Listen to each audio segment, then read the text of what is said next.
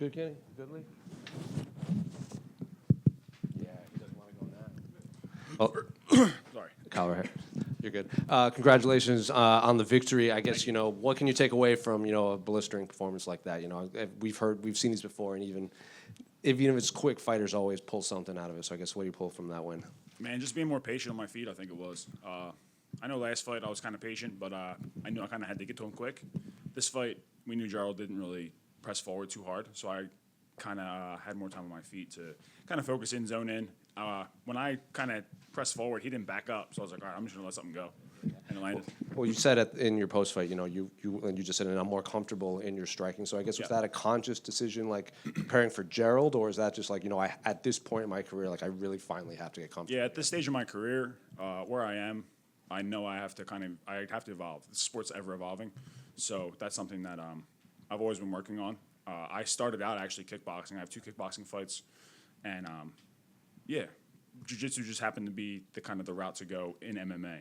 But yeah, I always have it as backup. A lot of people haven't seen it, but now it's showing, so it feels great. So how much of this camp was striking, or was it, normal? A lot of it was just striking. Like I'd say it was like 90% striking, and then about 10% like anti-wrestling. That was about it. Sure. And I'm not knocking Gerald, but is it because Gerald's not known for his striking ability in there that you could kind of really focus on that, knowing that both of you guys have such high level jiu-jitsu? It's not like you have to kind of game plan for that aspect of it. Yeah, again, like you said, nothing against Gerald. He's an amazing fighter, very good. He's got a lot of fights. He's very experienced. Those guys are very dangerous when you're in there fighting against them. But his striking game really never evolved. If you look at it, it's kind of always been the same. So I knew I could take advantage of that. Yeah. Did you get a chance to talk to Gerald after? I know he's kind of going through some stuff with the loss of his coach, Duke Rufus, and everything. No, I did not. I rest in peace to Duke Rufus. He's a great guy. I know he started there, and I know he was down at Killcliff, and now he's at Valley Flag. I think that's who he is, somewhere like that. Yeah, no. I spoke to him a little bit afterwards. I just said, I respect you. I'm very grateful that he took the fight. I respect all these guys that step in the cage. It takes a lot for us to go through a 10-week or 12-week camp and step in the cage in front of all these people and, win or lose or, get a draw or whatever. But, yeah, I respect all my opponents. But when we're in there, respect's out the window. Any word from your wife yet? She's in the stands.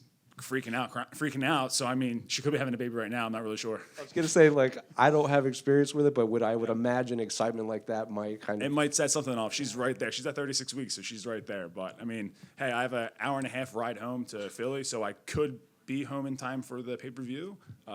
So maybe either that or we're going to the hospital. So I'm not sure. Respect to her for coming out last one. Big win, knockout or submission win in MSG. Kind of your career is only going to go up from here. I guess what's next for you? Man, for me, the sky's the limit. I feel this is something that I've been working towards my whole life. I really have, and it's just showing. There's a lot of guys that are coming up now in this game that are very good and are very talented, and I feel like I'm one of these guys. So I'm just very thankful. Boy or girl? Which one's boy? I have 2 boys now. Yeah, so I have one that's 2. I have a 2-year-old right now, and I have another boy on the way. And do you have a name picked out? We do. It's Cal. So it's K-A-L. So I'm K-A-D. Like my initials. My wife is K-A-D. Her initials. My son is Kai Alexander. So this one will be Cal Atlas. So, yeah. Congratulations. Thank you. Right here at the front. Congratulations tonight. Thank you. I want to go back 3 years ago. You were cut by the UFC. Yeah, man. Fast forward 3 years later, you got 2 stoppages in under a minute. You're in Madison Square Garden winning. Talk me through your mindset when you were cut then, that to put yourself in a situation these years later. Yeah, I knew it was something that when it had happened at first, I knew I was, obviously I was upset about it and annoyed about it. But I told myself I can either stay here and be annoyed about it and just harp on it the whole time, or I can make them think it was a mistake and just keep winning and get back here. I really just want to show that my career, my lifestyle is something that is an example of guys that, they struggle in their life and then they come back. That was a struggle that I had. I was cut from the UFC, and I was going to tell myself, this isn't how I'm going to finish my career. I'm not just going to be a regional fighter for the rest of my life. I'm going to get back to the big stage, and I'm going to make a statement. And that's just kind of the momentum that I've had. I'm on a 6-fight winning streak now, so it feels great. And during the fight, obviously, there wasn't a lot of action. Yeah. It was obviously, there was a lot of action, but it was very quick. Very quick, yes. You put in the submission.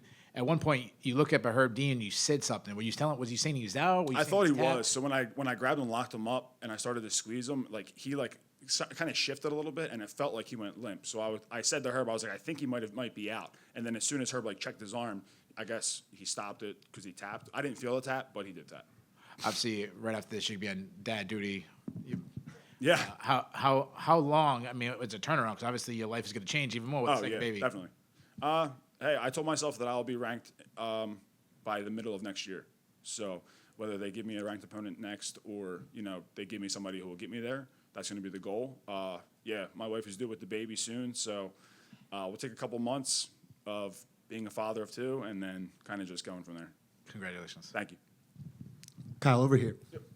So you get the knockdown, and then there's, I don't know, maybe there was a beat or something like that, but it almost looks like I could decide where I want to go with this Yeah. submission, and then you dial up the Darce Knight. So, Yeah. I mean, was there any sort of like thinking there, or was it really all instinct? It was kind of it was instinct. Like I won't say that I was in there like solely focused in. I knew when I hit him, he went to the ground, and it was kind of just second nature to just jump on top of him and look for a submission. That's kind of what I do in these fights. I hurt these guys, and then I just kind of jump to a submission because I know that they're vulnerable in those positions. A majority of the time it works out. But I knew with this game plan that we had, if I did hit him, we were going to circle to his head. That way we couldn't engage in his jiu-jitsu. But the way he fell and then just kind of rolled back, in the position I was in, I just dropped down and went for the Darce. And obviously, you did all of your work to kind of get back here in CFFC and Yep. regional promotion. We just had Fatima Klein in here Yes. as well, and she was kind of talking about that the brotherhood, the sisterhood, the family kind of extended family of everybody coming out from CFFC. Do you feel that as well? Yeah, it's great, dude. Philly's coming up there now. We got, we had Pat win the fight. He was a CFFC guy. Fatima won. I won.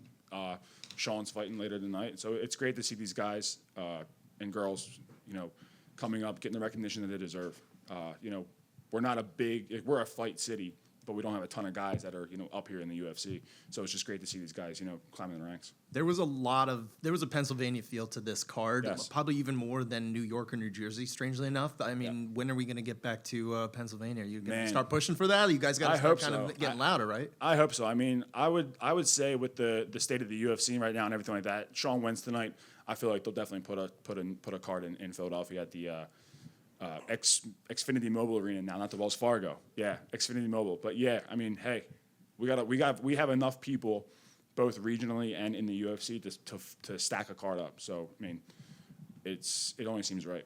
Will there be a marketing campaign to get you on that card? Hell yeah, definitely. Thank Of course. Thank you.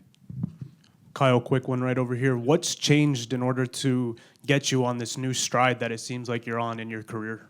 Man, just the confidence in my ability, really. I'm undefeated regionally, so I just had to put that in the back of my mind, stepping up here.